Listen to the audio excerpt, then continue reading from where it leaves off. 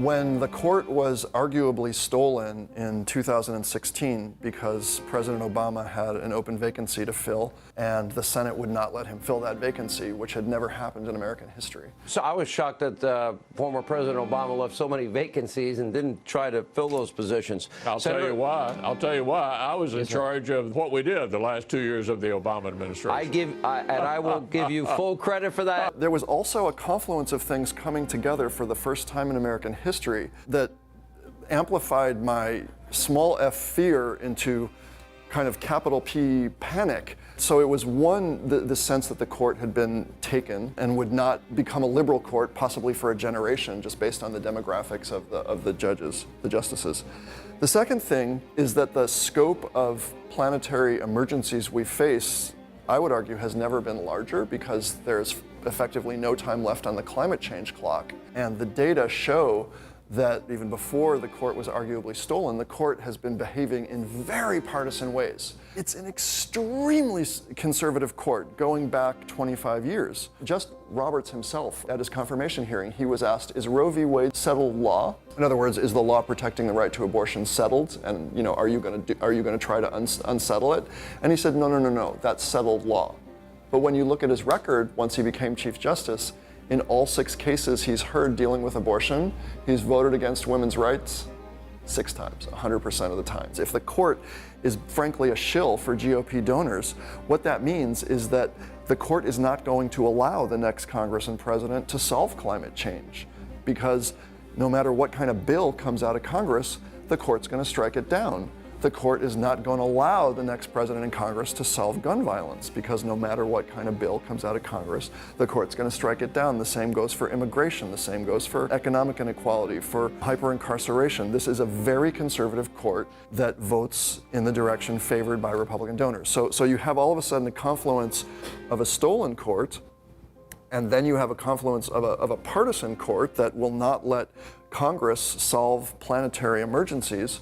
And then the third piece of this is that the court itself has been implicated in the compromising of democracy. The court has arguably allowed the Republican Party to consolidate minority rule by, for example, allowing unlimited dark money to flood our politics and Citizens United, destroying campaign finance, decisions that go back a generation, by dismantling the Voting Rights Act. So we had an act that was supported by almost every single member of Congress, Democratic and Republican, that disallowed voter suppression, and the Supreme Court got rid of it. And now millions of black and brown votes are suppressed every electoral cycle by putting its stamp of approval on hyper-partisan gerrymandering. So the court itself is implicated in the erosion of democracy.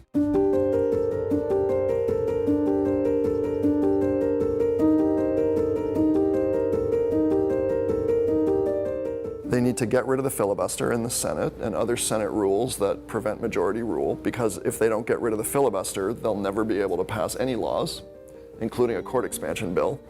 Then they need to expand the court, and then they need to pass a very aggressive version of a bill called H.R. 1, which is a bill that bans voter suppression and gerrymandering and dark money, but an aggressive version of that, offering statehood to D.C. and Puerto Rico, allowing immediate citizenship for law-abiding immigrants, providing automatic right to vote. The Brennan Center says that if you do that, you add 40 million voters to the rolls. The problem is that if you do any 2 of those steps, everything will fall apart. If you just get rid of the filibuster and unrig the system with an aggressive H.R. 1, banning voter suppression, gerrymandering, and dark money, what's going to happen? The court's going to strike down H.R. 1. The conservative majority has already proven that it's hostile to democratic revitalization. So the point of judicial reform and expanding the courts is not just the courts, but the point is that the system has been, no democracy should tolerate voter suppression and untraceable dark money. It's ridiculous. So if you want to unrig the system, you have to expand the courts.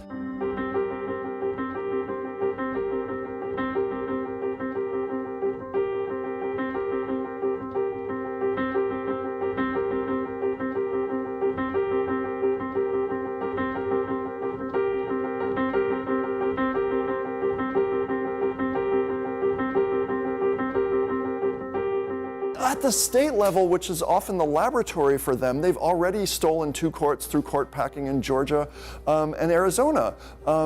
In fact, the idea of court expansion was the head of the Federalist Society, the Republican Judicial Reform Organization, who wrote a paper urging court expansion a couple of years ago when they thought they would need to expand the courts in order to preserve their control over it. They want to pack the court. You know what that means? They want to put on a lot of justices. These are things that are just horrible.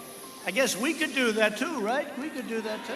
Demographically, it's just going to get harder and harder for the Democrats to take the majority control of the Senate unless the system is unrigged and those 40 million voters are added to the rolls and statehood is granted to DC and Puerto Rico. Because just the way the Senate math works, a tiny slice of the population living in a large number of states is able to consolidate majority control of the Senate, which is what is happening now.